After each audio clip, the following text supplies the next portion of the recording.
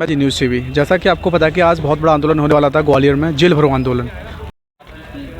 Sir, जैसे कि गुर्जर समाज की मांग है, जो केसेस चार्जेस लगाए गए थे, अगर वो रिटेन होते हैं तो ये सारी चीज़ें खत्म हो जाएंगी, क्या कहना चाहोगे इस पर? नहीं, ये सारी चीज़ें जो है, जो उपद्रव हुआ वो भी काफ़ी लोगों ने तो जिनका रिकॉर्ड पे एविडेंस है उन पे तो कार्रवाई कर ही रहे हैं, और जो लोगों का ऐसा नहीं है शामिल हुए वो अनजाने में, तो उन पे भी हम विचार कर रहे हैं। और उनका इस तरह का नाम नहीं, बहुत ज़्यादा संख्या ये बताते हैं, ऐसा कुछ भी नहीं है। अभी जैसे उनमें अभी तक आइडेंटिफाइड भी 50 से ज़्यादा आदमी हुए नहीं है। इसमें कुछ लोगों को गिरफ्तारी भी हुई 23 से लोगों करीबन।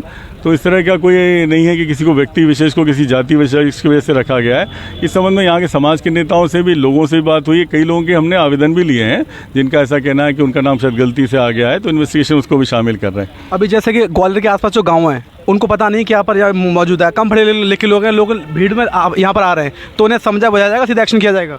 नहीं, अभी तो सब जगह समझाइश का काम पहले हो चुका है, यहाँ पे आने की ज़रूरत नहीं है।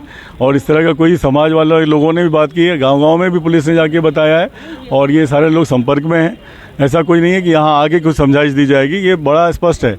गलत जानकारी दे रहे हैं, बार बार लिखते हैं कि अनुमति मिल गई है और हर चीज़ का इंटरप्रिटेशन करते हैं। तो ये इस तरह का उपद्रव कराने की कोई कोशिश करेगा तो उस पर सख्ती से करेंगे, क्योंकि इसमें सभी समाज में द्वेष की भावना भी फैलती है, और ये इस टाइम पर आचरण संहिता में इस तरह की कोई बात नहीं अलाउड। जो रविंद्र भाटी हैं, आज़ाद समाज पार्टी के जो नेता हैं, उन्होंने ये बोला है कि नॉर्मली हम अपना जो प्रोटेस्ट कर रहे थे एनएसपी लगा दिया, उस पर क्या कहना चाहोगे?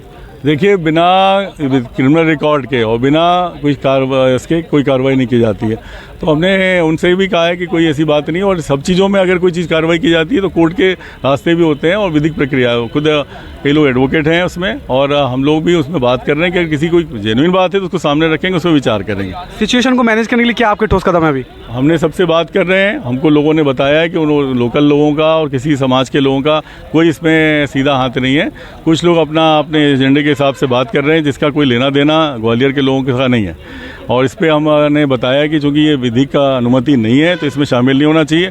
अपनी बात रखने के लिए आदमी पुलिस प्रशासन के पास कभी भी आ सकता है अपना पक्ष रखने के लिए, और इसमें ऐसा कोई नहीं कि कोई जाति विशेष की वजह से लोगों पर कार्रवाई की जा रही है, ऐसा कोई नहीं, ना किसी एनजीओ की वजह से कर रही है। जिनकी क्रिमिनल एक्टिविटी दिखी है उन्हीं लोगों पर कार्रवाई की जा रही है, और बाकी चीज़ों पर विचार भी किया जा रहा है और उनकी सारी चीज़ों को सुना भी जा रहा है। जैसे कि पुलिस प्रशासन से बात की है, उनका मानना यही है जो चीज़ें घटित हो रही हैं यहाँ पर, कोई ऐसा धारा 144 लगी हो, लेकिन इनका मानना यही है कि लोग अपने घर रहें, शांति से करें।